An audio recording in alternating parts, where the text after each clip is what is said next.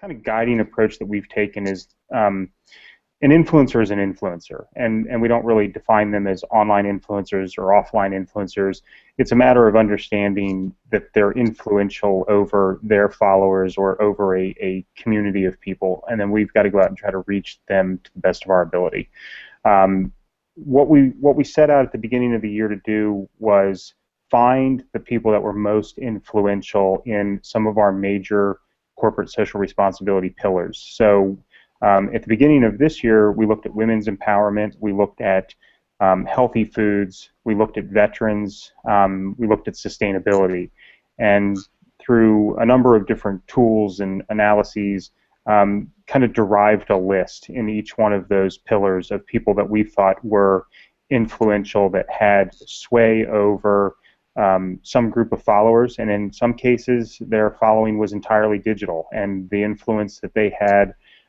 would be communicated through tweets or through Facebook posts or through a Google Hangout or something. And then in a lot of cases, when you look at what we also do reputationally, it's communicating with elected officials, it's communicating with community leaders in markets where we're trying to build a Walmart. And in some of those cases, they have very, I don't want to say old school, but very kind of traditional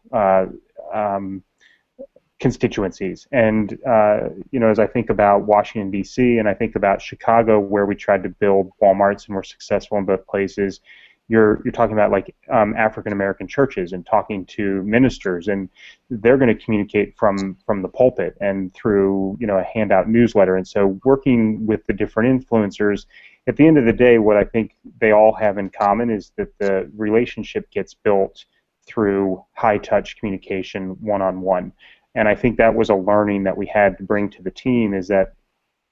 I think when we brought forth the idea of building relationships with influencers and the power of social media to give everyone a voice,